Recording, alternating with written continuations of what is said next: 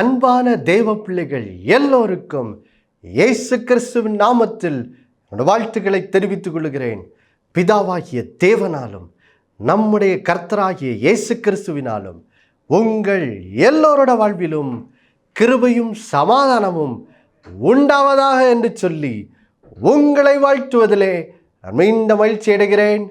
தேவ பிள்ளைகளே, நாம் 2025 ஆண்டிற்கு கர்த்தர் நமக்கு தந்திருக்கிற வாக்குத்தத்த வார்த்தையாகிய ஏசாயா 58:11 தியானித்து வருகிறோம். வாசிக்க கேட்கலாம். கர்த்தர் நித்தமும் உன்னை நடத்தி மகா வறட்சியான காலங்களில் உன் ஆத்துமாவை திருப்தியாக்கி உன் எலும்புகளை நினமுள்ளதாக்குவார். தேவ பிள்ளைகளே, நாம் கடந்த 2 வாரங்களாக இந்த வாக்குத்தத்த வார்த்தையின் முதல் ஆசீர்வாதமாகிய எப்படி கர்த்தர் நம்மை தொடர்ச்சியாக வழி நடத்துகிற தேவனாக இருக்கிறார் என்ற சத்தியத்தை நாம் தெளிவாக என்ன செய்தோம், தியானித்தோம். இந்த நாளிலே நாம் இந்த வாக்குத்தத்த வார்த்தையின் 2வது பகுதியை நாம் தியானிக்க போகிறோம். அது என்னது? மகா வறட்சியான காலங்களில் உன் ஆத்துமாவை திருப்தியாக்கும் கர்த்தர், திருப்தியாக்கி உன்னை ஆசீர்வதிக்கும் தேவன் என்ற இந்த சத்தியத்தை என்ன செய்ய போகிறோம், நாம் தியானிக்க போகிறோம். அதை தியானிப்பதற்கு மறுபடியுமாக இந்த வருட வாக்கு தத்தத்தை நாம் தியானிப்பதற்கு கர்த்தர் நமக்கு கொடுத்த அந்த பகுதியாகிய 1 ராஜாக்கள் 17ஆம் அதிகாரத்திலே எலியா தீர்க்கதரிசியை கர்த்தர் எப்படி வழி நடத்தி அவருடைய வாழ்விலே கர்த்தர் அவரை எப்படி திருப்தியாக்குகிறார் என்ற அந்த பகுதிக்கு மறுபடியும் செல்வோம். பாருங்க, 1 ராஜாக்கள் 17ஆம் அதிகாரம். 1 ராஜாக்கள் இப்பொழுது 17ஆம் அதிகாரத்துக்கு நாம் செல்வோம். பாருங்கள் தேவ பிள்ளைகளே, நாம் கடந்த வாரத்திலே இந்த அதிகாரத்திலிருந்து எப்படி எலியா தீர்க்கதரிசி கர்த்தரால் வழி நடத்தப்பட்டார், 2வது கர்த்தர் அவருக்கு கொடுத்த வழி நடத்துதலுக்கு அவர் எப்படி கீழ்ப்படிந்தார், அந்த சத்தியத்தை நாம் தெளிவாக என்ன செய்தோம், பார்த்தோம். தேவ பிள்ளைகளே, இந்த நாளில் இந்த வருஷ வாக்குத்தத்தின் முதல் பகுதி என்னது? முதல் பகுதி தான், கர்த்தர் நம்மை வழி நடத்துகிறார். அது முதல் காரியம். அவர் வழி நடத்தும் போது நம்ம பார்த்தோம், நம்முடைய பொறுப்பு என்ன? அதற்கு செவி கொடுத்து என்ன செய்யணும், கீழ்ப்படியணும். அதுக்கு செவி கொடுத்து என்ன செய்யணும், கீழ்ப்படியணும். கீழ்ப்படியும் போது அதனுடைய விளைவு என்ன, அதை தான் அந்த வாக்கு தத்தத்தின் 2வது பகுதி சொல்லுது. என்னது? மகா வறட்சியான காலங்களில் உன் ஆத்துமாவை என்ன செய்வார், திருப்தியாக்குவார்.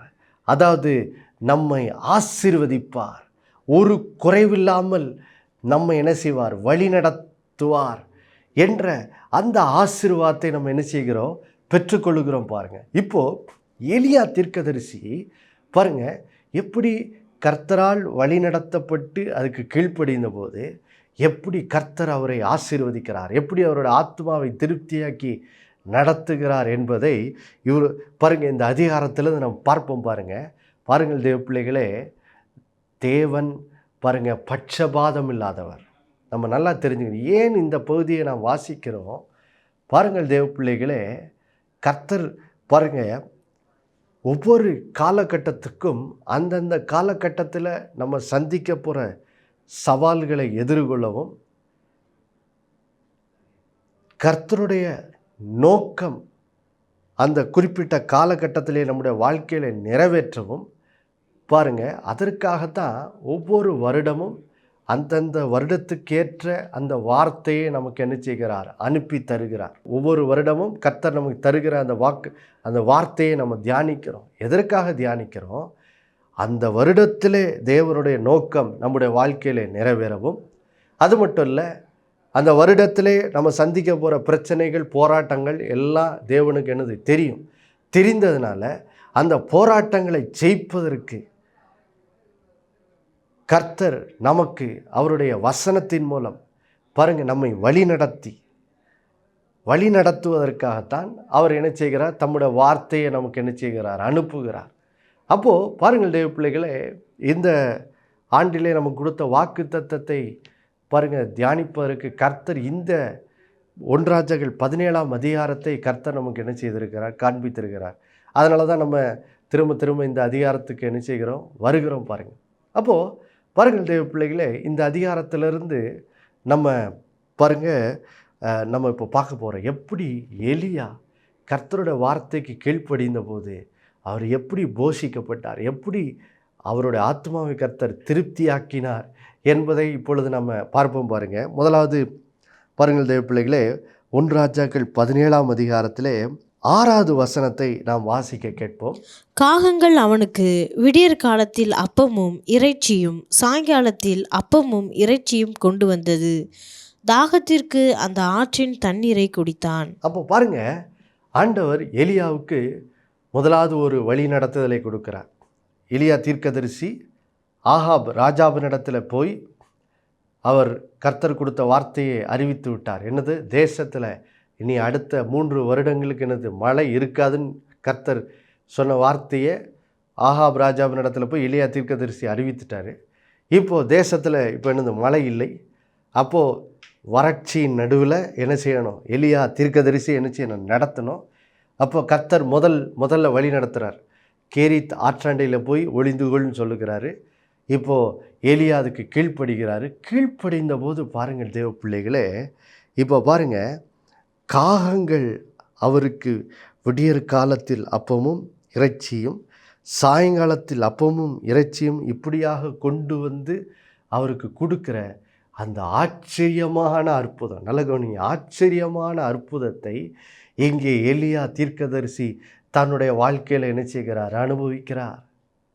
பாருங்கள் தேவ பிள்ளைகளே, வேதத்திலே காணப்படுகிற போல நம்முடைய வாழ்விலும் எப்படி கர்த்தருடைய அற்புதங்களை அதிசயங்களை நாம் எப்படி அனுபவிப்பது பாருங்கள். அதற்கு திறவுகோல் என்னது, இதுதான். கர்த்தருடைய வழி நடத்துதலின்படி நம்ம என்ன செய்யணும் பாருங்கள். நடக்கும்போது ஆண்டவர் நம்முடைய வாழ்விலே அதிசயங்களை என்ன செய்கிறார், அதிசயங்களை என்ன செய்கிறார். பாருங்கள் தேவ பிள்ளைகளே, நான் பாருங்கள் 1983ஆம் ஆண்டு டிசம்பர் மாதம் பிறந்தேன். அப்போது நான் பிறந்தபோது பாருங்கள், பிறக்கும்போதே ரொம்ப ஒரு கஷ்டமான சூழ்நிலை நடுவில் தான் நான் பிறந்தேன் பாருங்கள்.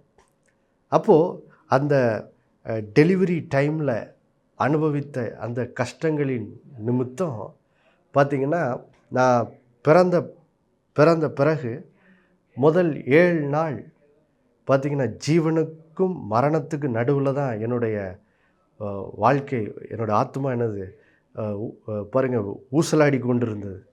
நான் கண்களை விழிக்கவில்லை. ஏதோ கொஞ்சம் உயிர், அதாவது பாருங்கள், பொதுவாக ஒரு நபர் மரிக்கிறதுக்கு முன்னாடி பாருங்கள் அப்படி அந்த உயிர் கொஞ்சம் பாருங்கள் இருக்கும். இப்படி அவங்க பாருங்கள் மரணத்துக்கும் ஜீவனுக்கும் நடுவில் போராடி கொண்டிருப்பாங்க பார்த்தீங்களா. அந்த மாதிரி தான் நான் பிறந்தபோது இருந்தேன்னு சொல்லி எங்கள் அம்மா சொன்னாங்க பாருங்கள். இப்போ பிழைப்பேன் என்ற அறிகுறி ஒன்று கூட முதல் 7 நாட்கள் என்னது இல்லை பாருங்கள். ஆனால் அதன் நடுவில் கர்த்தருடைய வார்த்தை என்னுடைய தாயிற்கு என்ன செய்தது, உண்டாயிற்று பாருங்கள். கர்த்தருடைய வார்த்தை உண்டாயிற்று.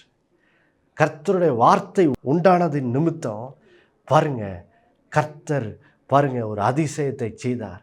7வது நாள் பார்த்திங்கன்னா, என்னுடைய பெரியப்பா ஒரு பாஸ்டராக இருக்கிறார். அவர் பார்த்திங்கன்னா, நான் இருந்த ஆஸ்பத்திரிக்கு முதல் 7 நாள் கண்ணே விழிக்கலை. நான் பிழைப்பதற்குரிய எந்த ஒரு குழந்தை பிறந்தவுடன் அது ஒரு நார்மல் சைல்டாக, ஒரு நார்மலான பிள்ளையாக இருக்குது அப்படிங்கிறதுக்கு உள்ள எந்த அறிகுறியுமே முதல் 7 நாள் என் சரீரத்தில் இல்லை பாருங்கள். ஆனால் 7வது நாள் என்னுடைய பெரியப்பா அவர்கள் வந்து பாருங்கள் தேடி வந்து தலை மேலே கை வச்சு ஜெபித்தார். உடனே பாருங்கள் 7 நாள் கழித்து கண் விழித்தேன்.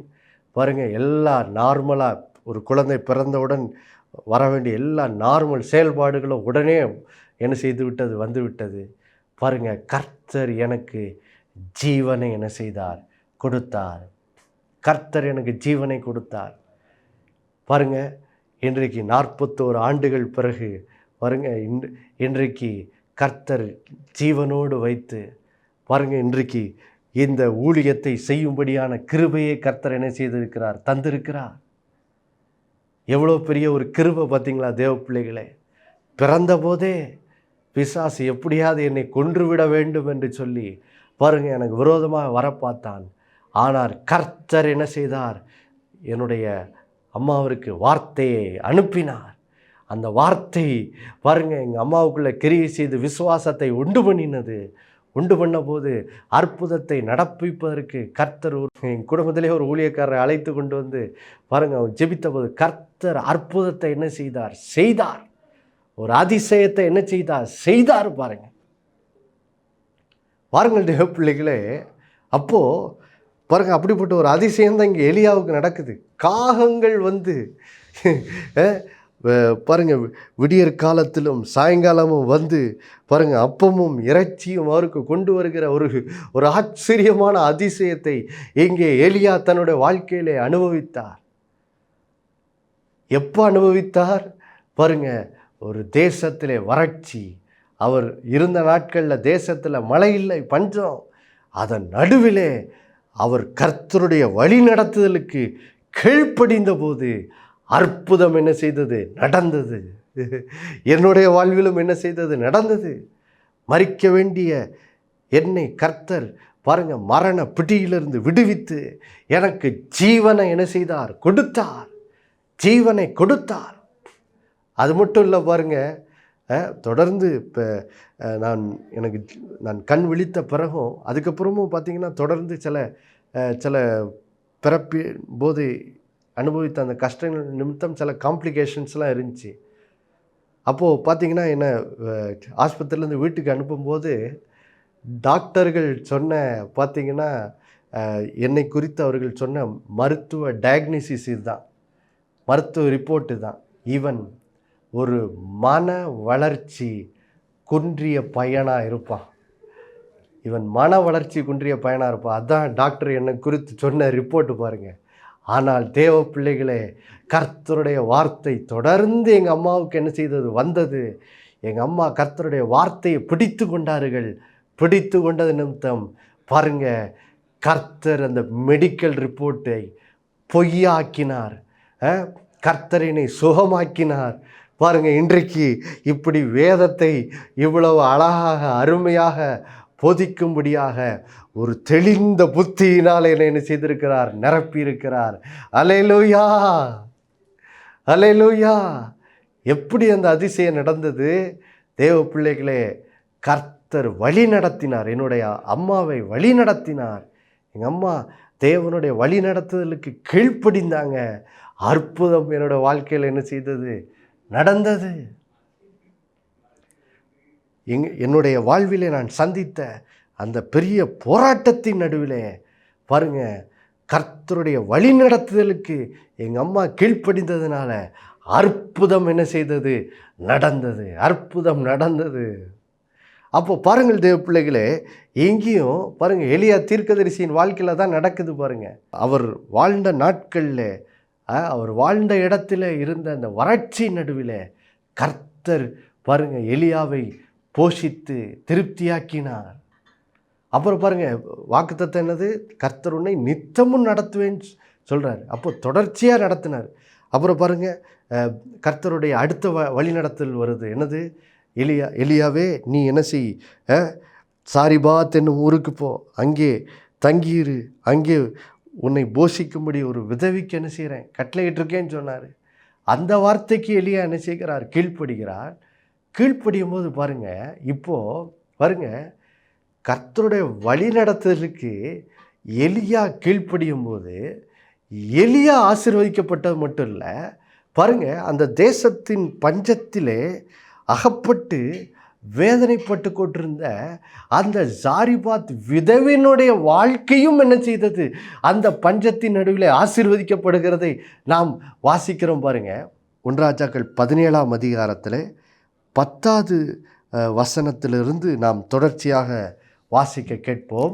அப்படியே அவன் எழுந்து சாரிபாத்துக்கு போனான். அந்த பட்டணத்தின் ஒளிமுக வாசலுக்கு அவன் வந்தபோது அங்கே ஒரு விதவை விறகு பொறுக்கி கொண்டிருந்தாள். அவன் அவளை பார்த்து கூப்பிட்டு, நான் குடிக்கிறதற்கு கொஞ்சம் தண்ணீர் ஒரு பாத்திரத்தில் எனக்கு கொண்டு வா என்றான். கொண்டு வர அவள் போகிறபோது அவன் அவளை நோக்கி கூப்பிட்டு, கொஞ்சம் அப்பமும் உன் கையிலே எனக்கு கொண்டு வா என்றான்.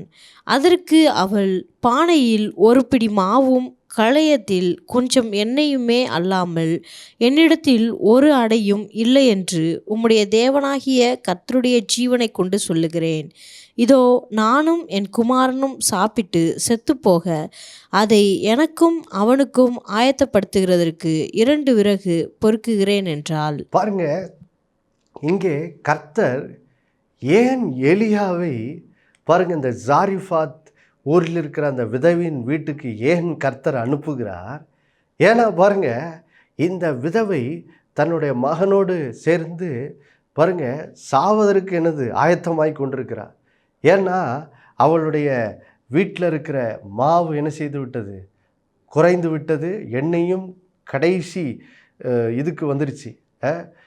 சும்மா கடைசியாக ஒரு விறகை பொறுக்கி கடைசியாக கொஞ்சம் சாப்பிட்டு இனிமே அவ்வளோதான், சாப்பாடு முடிஞ்சு போச்சு, தேசத்துலேயும் பஞ்சம்தான், இனி நாங்கள் மறிக்க வேண்டியதுதான். அப்படிப்பட்ட ஒரு நம்பிக்கையற்ற சூழ்நிலையில் பாருங்கள் இந்த சாரிஃபாத் விதவியினுடைய வாழ்க்கை நிலை என்ன செய்கிறது இருக்கிறது. அப்போது யோசித்து பாருங்கள், இதன் நிமித்தம்தான் பாருங்கள் இந்த தேசத்தின் அந்த பஞ்சத்தின் முதல் பகுதியிலே கர்த்தர் என்ன பண்ணுகிறாரு, எலியாவை என்ன செய்கிறார், வழி நடத்தி அவரை என்ன செய்கிறார், போஷிக்கிறாரு. இப்போது பாருங்கள் கர்த்தருடைய வழி நடத்தல் தொடர்ந்து இப்போ எலியாவுக்கு வருகிறது. இப்போ கர்த்தர் என்ன செய்கிறாரு, எலியாவை வழி நடத்துகிறார். எதுக்கு வழி நடத்துகிறார்? அங்கே ஒரு விதவை பாருங்கள் நம்பிக்கையற்ற சூழ்நிலையில் அவ்வளோதான், நம்ம சாப்பிட்டு நம்ம சாக வேண்டியதான் அப்படிங்கிற ஒரு ஒரு ஒரு ரொம்ப துக்கமான சூழ்நிலையில், நம்பிக்கையில்லா சூழ்நிலையில் அங்கே என்ன செய்கிறாள், இருக்கிறாள். அப்போ கர்த்தர் என்ன செய்கிறார் பாருங்கள், நம்ம ஊரில் சொல்லணும்ல, ஒரே கல்லில் 2 மாங்காய் அடிக்கிறாங்க, அது மாதிரி பாருங்கள் இப்போ கர்த்தர் என்ன பண்ணுறாரு, எலியாவை வழி நடத்துகிறார். எதுக்கு?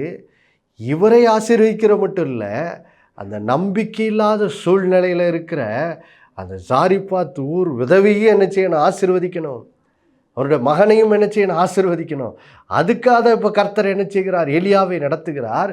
எலியா இப்போ என்ன செய்கிறார், கர்த்தருடைய வார்த்தைக்கு கீழ்ப்படிந்து இப்போ அந்த பாருங்கள் சாரிபாத் ஊருக்கு போய் அந்த விதவையை சந்திக்கிறாரு.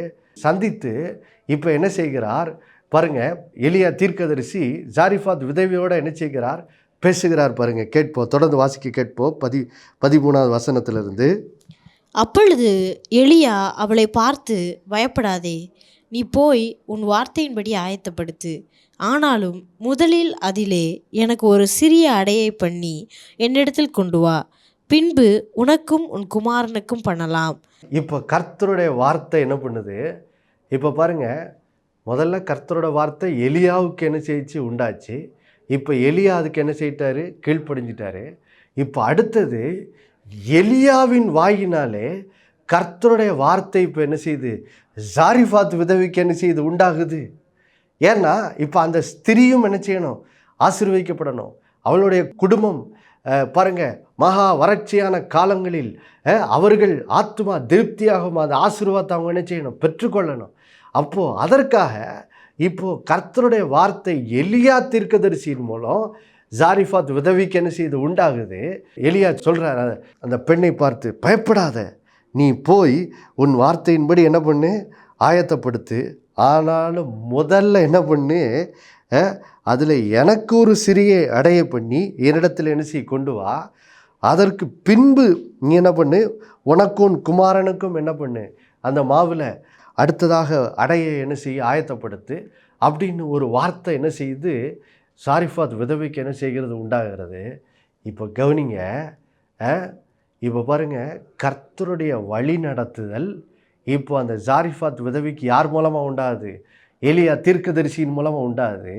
உண்டானவுடன் இந்த சாரிஃபாத் விதவிக்கு பாருங்கள், இவளுக்கு உண்மையிலே பாருங்கள் கர்த்தருடைய வார்த்தைக்கு கேட்டு கீழ்ப்படுகிற ஒரு இருதயம் என்ன செய்தது இருந்தது பாருங்கள். அதனால தான் கர்த்தர் எலியா தீர்க்கதரிசியை வேற யார்ட்டையும் அனுப்பலை, இங்கே இந்த பெண்ணினிடத்தில் அனுப்புகிறார். ஏன்னா கர்த்தருக்கு தெரியும் இந்த பெண் தனக்கு என்ன செய்வாள், கீழ்ப்படிவாள்னு தெரியும். தெரிஞ்சு தான் எலியா தீர்க்கதரிசியை மெனக்கட்டு பாருங்கள் இந்த ஜாரிஃபாத் ஊரில் இருக்கிற அந்த உதவி இடத்துல என்ன செய்கிறார், அனுப்புகிறார். அப்போ பாருங்கள், இப்போ கர்த்தரோட வார்த்தை எலியா தீர்க்கதரிசியின் மூலம் இந்த பெண்ணிற்கு உண்டாகுது. உண்டான உடன் பாருங்கள், இப்போ 14வது வசனத்தை வாசிக்க கேட்கலாம். கர்த்தர் தேசத்தின் மேல் மழையை கட்டளையிடும் நாள் மட்டும் பானையின் மா செலவழிந்து போவதும் இல்லை, கலசத்தின் எண்ணெய் குறைந்து போவதும் இல்லை என்று இஸ்ரவேலின் தேவனாகிய கர்த்தர் சொல்லுகிறார் என்றான். 15வது வசனம். அவள் போய் எலிசாவின் சொற்படி செய்தாள், அவளும் இவனும் அவள் வீட்டாரும் அநேக நாள் சாப்பிட்டார்கள். பாருங்கள் தேவ பிள்ளைகளே, இப்போ எலியா தீர்க்கதரிசியின் மூலம் இந்த பெண்ணிற்கு என்ன செய்கிறது, கர்த்தருடைய வார்த்தை உண்டாகிறது. இப்போ கவனிங்க, முதல்ல எலியா கர்த்தருடைய வழி நடத்தலுக்கு கீழ்ப்படிஞ்சார். இப்போது இந்த சாரிஃபாத் விதவை என்ன செய்கிறாள், எலியா தீர்க்கதரிசியின் மூலம் வந்த அந்த வார்த்தைக்கு என்ன செய்கிறாள், கீழ்ப்படுகிறாள். அழகாக போட்டிருக்கு பாருங்க, அவள் போய் எலியாவின் சொற்படி என்ன செய்தாள் பாருங்க, எவ்வளோ அருமையாக இருக்குது பார்த்தீங்களா. முதல்ல எலியாவை குறித்து சொல்லுது, அவர் கர்த்தருடைய வார்த்தையின்படி செய்தாருன்னு வருது. இப்போ இங்கே இந்த ஜாரிஃபாத் விதவையும் என்ன பண்ணுகிறாள், கர்த்தருடைய வார்த்தை அவளுக்கு பாருங்கள் எலியா தீர்க்கதரிசியின் மூலமாக உண்டாகிறது. அந்த சொற்படி அவள் என்ன செய்கிறாள். செய்ததுனால என்னாச்சு, அதோடைய விளைவு என்னாச்சு, எவ்வளோ ஆச்சரியம் பாருங்கள். கர்த்தர் பாருங்கள் எப்படி தம்முடைய ஜனங்களை ஆசீர்வதிக்கிறார் பாருங்கள் தேவ பிள்ளைகளே. எதற்காக இப்படிப்பட்ட பாருங்கள் தொலைக்காட்சி நிகழ்ச்சியெல்லாம் கர்த்தர் பாருங்கள் உண்டாக்குகிறார், எதற்காக திருச்சபை, எதற்காக ஊழியக்காரர், எல்லாம் ஒரே ஒரு காரணம் தான் பாருங்கள். கர்த்தர் தம்முடைய ஜனங்களை என்ன செய்யணும், ஆசீர்வதிக்கணும். ஏன்னா இந்த உலகம் பாருங்கள் பாவத்துக்கு அடிமைப்பட்டு கிடக்குது, இந்த உலகம் பிசாசுக்கு அடிமைப்பட்டு கிடக்குது, சாபங்களுக்கு அடிமைப்பட்டு கிடக்குது. அப்போது பாருங்கள் இந்த உலகத்தில் தரித்திரமும் பாருங்கள் சம்பாதிக்கிற வருமானம் எல்லாம் பொத்தல் பையில் போட்ட மாதிரி எங்கே போதுன்னே எனக்கு தெரிய மாட்டேங்குது. அப்படிப்பட்ட உலகத்தில் வாழ்கிறோம்.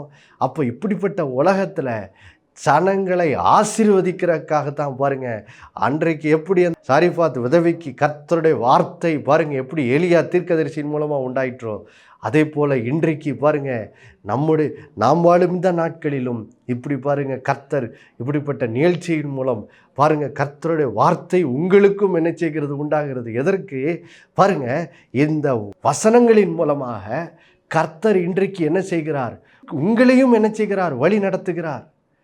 உங்களையும் என்ன செய்கிறார், வழி நடத்துகிறார்.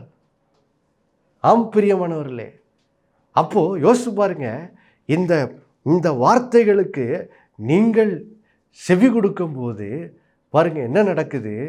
பாருங்கள் தேவ பிள்ளைகளே, அன்றைக்கு இந்த சாரிஃபாத் விதவை எலியா தீர்க்கதரிசியின் மூலமாக உண்டான அந்த வார்த்தைக்கு கீழ்ப்படிந்த போது என்னாச்சு, அதனுடைய விளைவை கவனிங்க, எவ்வளோ ஆச்சரியமாக இருக்குது. 15வது வசனத்தின் பின்பகுதியை நாம் மறுபடியும் வாசிக்க கேட்போம். அவளும் இவனும் அவள் வீட்டாரும் அநேக நாள் சாப்பிட்டார்கள். பாருங்க எவ்வளோ அழகாக போட்டிருக்கு பாருங்க. அந்த பெண்ணும் எலியா தீர்க்கதரிசியும் மற்றும் அந்த பெண்ணினுடைய வீட்டாரும் பாருங்க அந்த பஞ்சகாலமெல்லாம் ஒரு குறைவில்லாமல் என்ன செய்தார்கள், சாப்பிட்டார்கள். அடுத்த வசனம் வாசிடலாம். கர்த்தர் எலியாவை கொண்டு சொன்ன வார்த்தையின்படியே பானையிலே மா செலவழிந்து போகவும் இல்லை, கலசத்தின் எண்ணெய் குறைந்து போகவும் இல்லை. பாருங்க எவ்வளோ ஆச்சரியமாக இருக்குது பாருங்க. மறுபடியும் தேசத்தில் மழை பெய்யும் காலம் வரைக்கும் பாருங்க பானையிலே உள்ள மாவு செலவழிந்து போகலை. அடுத்தது கலசத்தில் உள்ள எண்ணெய் என்ன செய்யலை, குறைந்து போகவே இல்லை. ஒரு பெரிய அதிசயம் அங்கே நடந்தது, அற்புதம் நடந்தது. அல்லேலூயா. எப்படி நடந்துச்சு? கர்த்தருடைய வார்த்தை வழி நடத்துதல் உண்டாச்சு. அதுக்கு செவி கொடுத்தார்கள். செவி கொடுத்து அதுக்கு கீழ்ப்படிந்த போது என்னாச்சு, மகா வறட்சியான காலங்களிலும் பாருங்க, எலியாவினுடைய ஆத்துமாவை, அந்த சாரிபாத் விதவியினுடைய ஆத்துமாவை, அவளுடைய வீட்டாரின் ஆத்துமாவை கர்த்தர் திருப்தியாக்கி ஒரு குறைவில்லாமல் அவர்களை என்ன செய்தார்? ஆசீர்வதித்தார். அவங்க வீட்டில் ஒன்றும் என்ன செய்யலை, குறைவுபடலை. பாருங்க, பானையில் உள்ள மாவு குறையல, கலசத்தில் உள்ள எண்ணெயும் என்ன செய்யலை, குறைந்து போகவில்லை. அந்த பஞ்ச நாட்களில் எல்லாம் அவர்கள் சாப்பிட்டு திருப்தி அடைந்தார்கள். சாப்பிட்டு திருப்தி அடைந்தார்கள். இந்த காலகட்டத்தில் எத்தனையோ பேர் தேசத்தில் பாதிக்கப்பட்டு கஷ்டப்பட்டு இருந்திருப்பாங்க. ஆனால் கர்த்தருடைய வார்த்தைப்படி நடந்த எலியாவின் மூலம் உண்டான கர்த்தருடைய வார்த்தைக்கு கீழ்ப்படிந்த பாருங்க, அந்த சாரிபாத் விதவியும் அவங்க வீட்டாரும் பாருங்க, பஞ்சத்தின் நடுவிலே அவர்கள் ஆத்மா திருப்தியாகிற அந்த ஆசீர்வாதத்தை ஒரு குறைவில்லாமல் அந்த நாட்களிலெல்லாம் சாப்பிட்டு திருப்தி அடைந்த அந்த ஆசீர்வாதத்தை அவர்கள் என்ன செய்தார்கள்? கர்த்தரிடத்திலிருந்து பெற்றுக்கொண்டார்கள். மாவு குறைவில்லை, எண்ணெயும் என்ன செய்யலை, குறைந்து போகலை. எவ்வளோ பெரிய அற்புதம் பார்த்தீங்களா தேவ பிள்ளைகளே! அன்றைக்கு அற்புதம் செய்த அதே தேவன் இந்த 2025ஆம் ஆண்டிலே உங்கள் வீட்டிலும் அவர் அற்புதம் செய்ய பாருங்க வல்லவராயிருக்கிறார். ஹல்லேலூயா, ஹல்லேலூயா. உங்கள் வாழ்விலும் அவர் அற்புதம் செய்ய வல்லவராயிருக்கிறார். அப்போது யோசிச்சு பாருங்க, அப்போ நம்ம செய்ய வேண்டியதெல்லாம் என்ன? கர்த்தருடைய வார்த்தை வழிநடத்தலுக்கு செவி கொடுத்து நம்ம என்ன செய்யணும்? அதுக்கு கீழ்ப்படியும் போது பாருங்கள் தேவ பிள்ளைகளே, கர்த்தருடைய ஆசீர்வாதம் நம்ம வீட்டிலையும் என்ன செய்யும்? வெளிப்படும். எப்படி இங்கே கர்த்தர் இவர்களை ஒரு குறைவில்லாமல் நடத்தினாரோ பாருங்கள், அதே போல் சங்கீதம் 23:1 போவோம் பாருங்கள். அங்கே இந்த சம்பவத்துக்கு ஒத்த வாக்கு தத்தத்தை அங்கே பார்க்கிறோம் பாருங்கள். சங்கீதம் 23:1. கர்த்தர் என் மேய்ப்பராய் இருக்கிறார், நான் தாழ்ச்சி அடையேன். பாருங்க, இங்கே சங்கீதக்காரனாகிய தாவீது இவர் ஒரு மெய்ப்பனாக இருந்தவரை தான் கர்த்தர் என்ன செய்கிறார்? ராஜாவாக உயர்த்தினார். பாருங்க, இவர் தன்னுடைய வாழ்க்கையின் அனுபவத்தை பாருங்க இங்கே அழகாக சொல்லுகிறார்.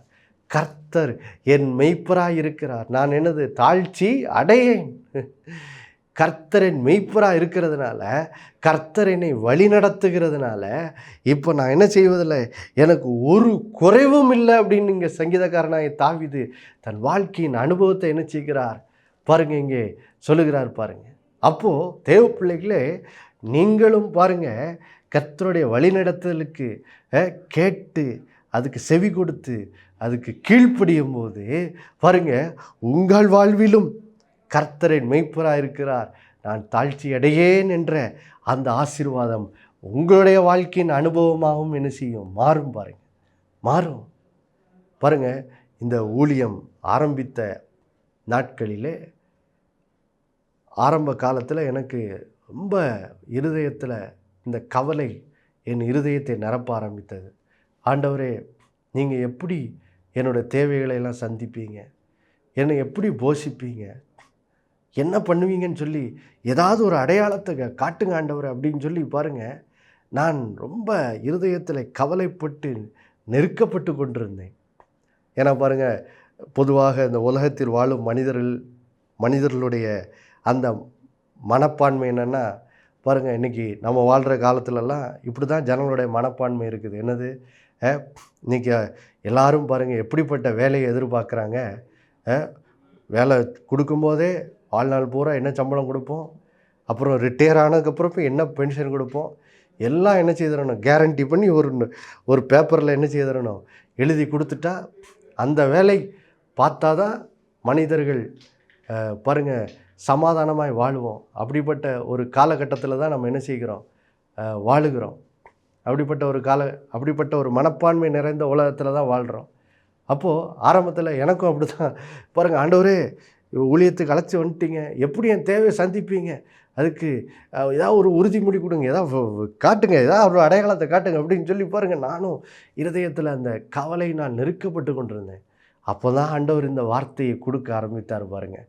கர்த்தர் உன் மெய்ப்பராக இருக்கிறார், நான் உன் மெய்ப்பராக இருக்கிற மகனே, உனக்கு ஒரு குறைவு இருக்கா சொல்லி இந்த வார்த்தையை என்னோடு பேச ஆரம்பித்தார் பாருங்க. தொடர்ந்து 2012ஆம் ஆண்டின் அந்த முதல் பகுதியிலிருந்து என்னோடு பேசிக்கொண்டே இருந்தார். இந்த வார்த்தை என்னோடய இருதயத்துக்குள்ளே எழும்பிக்கொண்டே இருந்தது பாருங்கள், எழும்பிக்கொண்டே இருந்தது. அப்போ இந்த வார்த்தை எனக்குள்ளே ஆவியானவர் பேச பேச பேச பேச பேச பேச கொஞ்சம் கொஞ்சமாக என் இருதயத்தில் இருக்கிற கவலை அப்படியே குறைய ஆரம்பித்தது. கடைசியில் பார்த்திங்கன்னா இந்த வார்த்தை எனக்குள்ளே கிரியை செய்ய நான் அதை விசுவாசிக்க ஆரம்பித்த போது பார்த்திங்கன்னா 2012ஆம் ஆண்டின் கிட்டத்தட்ட ஒரு ஆகஸ்ட் மாதம் வந்தபோது இந்த வார்த்தை எனக்குள்ளே கிரியை செய்து பாருங்கள், எனக்குள்ளே இருந்த அந்த கவலையிலிருந்து நான் விடுதலை பெற்ற போது எனக்குள்ள ஒரு நிச்சயம் வந்தது. ஆம், கர்த்தரின் மெய்ப்பராக இருக்கிறார், இனி எனக்கு ஒரு குறைவு இருக்காது அப்படிங்கிற ஒரு நிச்சயம் வந்தது. பாருங்கள், இன்றைக்கு 2012லேருந்து இப்போ 2025க்குள்ளே வந்தாச்சு. பாருங்கள், இத்தனை ஆண்டு காலமாக பாருங்கள் என்னோடய ஊழியத்தின் அனுபவம் இதுதான். கர்த்தரின் மெய்ப்பராக இருந்திருக்கிறார், எனக்கு ஒரு குறைவு என்னது இல்லை. ஏன் 2012 அந்த வார்த்தை எனக்கு வந்தபோது அந்த வார்த்தையை நான் விசுவாசித்த போது பாருங்கள், சாரிபாத் விதவியினுடைய அனுபவம், எலியாவினுடைய வாழ்க்கையின் அனுபவம் என்னுடைய வாழ்க்கையின் அனுபவமாகவும் மாறிச்சு. பாருங்கள், கர்த்தர் என் ஆத்மாவை திருப்தியாக்கி ஆசீர்வைத்தார். ஒரு குறைவில்லாமல் இதுவரைக்கும் என்ன செய்திருக்கிறார், நடத்தப்பட்ட அந்த வாழ்க்கையின் அனுபவத்தை கர்த்தர் எனக்கு தந்து என்ன செய்தார், ஆசீர்வைத்தார். உங்களுக்கும் இந்த நாளில் இந்த வார்த்தை உண்டாகிறது. என் மகனே, என் மகளே, உன்னை சுற்றி மகா வறட்சியான காலங்கள் போன்ற உலகத்தில் பலவிதமான பொருளாதார பிரச்சனை இருக்கலாம். ஆனால் இன்னைக்கு கர்த்தர் சொல்கிறாரு, அவரோட வழி நடத்துதலுக்கு நீங்கள் செவி கொடுத்து கீழ்ப்படிந்து நடக்கும்போது எப்படி கர்த்தர் எலியாவை மகா வறட்சியான காலங்களில் திருப்தியாக்கி நடத்தினாரோ, சாரிபாத் விதவையை அவள் வீட்டாரை எப்படி திருப்தியாக்கி நடத்தினாரோ, அதே போல் கர்த்தர் உங்களுக்கும் மெய்ப்பராக இருந்து உங்களுக்கும் ஒரு குறைவுபடாதபடி உங்களையும் ஆசீர்வைத்து நடத்துவார். உங்கள் வாழ்நாளெல்லாம், அந்த வசனம் சங்கீதம் 23:6 சொல்கிற போல, ஜீவனுள்ள நாளெல்லாம் நன்மையும் கிருபையும் உங்களை தொடரும். வாழ்நாளெல்லாம் உங்களுக்கு ஒரு குறைவு என்ன செய்யாது, இருக்காது. இந்த நிச்சயம் இந்த நாளில் உங்களை நிரப்பட்டும். ஜெபிக்கலாம். அன்புள்ள பரலோக பிதாவே, ஆண்டவராகிய இயேசுவின் நாமத்திலும் சமூகத்தில் வருகிறப்பா, இந்த நாளில் எங்களோடு பேசின இந்த அற்புதமான வார்த்தைக்காக நன்றி ஆண்டவரே. எவ்வளவு ஆச்சரியமாய் பேசியிருக்கிறீர். ஆமாம் ஆண்டவரே, உம்முடைய வழி நடத்துதலுக்கு நாங்கள் செவி கொடுத்து கீழ்ப்படியும் போது எப்படி எலியா நீர் ஆசீர்வைத்து திருப்தியாக்கினீர், எப்படி சாரிபாத் விதவையை ஆசீர்வைத்து திருப்தியாக்கினீர் என்று வாசித்தோம். அதை போல் இந்த நாளிலே ஆண்டவரே, இந்த வார்த்தையுடைய பிள்ளைகளுக்கும் உண்டாகிறது. என் மகனே, என் மகளே, உன் தேவைகளை குறித்து கலங்கி கொண்டிருக்கிற என் மகனே, என் மகளே, கர்த்தருடைய வார்த்தையை கேள் என்று கர்த்தர் உங்களை பார்த்து சொல்கிறார். இதுவே இந்த நாளில் உங்களுக்கு உண்டாகிற வார்த்தை. சங்கீதம் 23:1 கர்த்தர் சொல்லுகிறார், கர்த்தர் உங்கள் மெய்ப்பராக இருக்கிறபடினால் நீங்கள் தாழ்ச்சி அடைவதில்லை. இதுவே கர்த்தர் உங்களுக்கு பேசுகிற வார்த்தை. நாளிலே கர்த்தர் சொல்லுகிற அந்த வார்த்தைக்கு செவி கொடுத்து இதை விசுவாசியுங்கள், இதை விசுவாசித்து வாழுங்கள், உங்கள் வேலைகளை செய்யுங்கள். கர்த்தர் சொல்கிறாரு, அப்படி நீங்கள் விசுவாசித்து உங்கள் வாழ்க்கையை வாழும்போது இந்த ஆண்டு முழுவதும் இந்த வாக்குத்தத்தம் உங்கள் வாழ்க்கையின் பங்காய் மாறுவதை நீங்கள் அனுபவிப்பீர்கள். நீர் அப்படியே கர்த்தர் செய்ததுக்காக நன்றி ஆண்டவரே. இயேசுவின் மூலம் வேண்டிக் கொள்கிறோம் நல்ல பிதாவே, ஆமேன். மறுபடியும் அடுத்த வாரம் உங்களை சந்திக்கிறோம் நினைப்பூட்டுகிறேன். இயேசுவே ஆண்டவர். ஒவ்வொரு நாளும் அவர் மேல் விசுவாசம் வைத்து வாழுங்கள். ஆமேன்.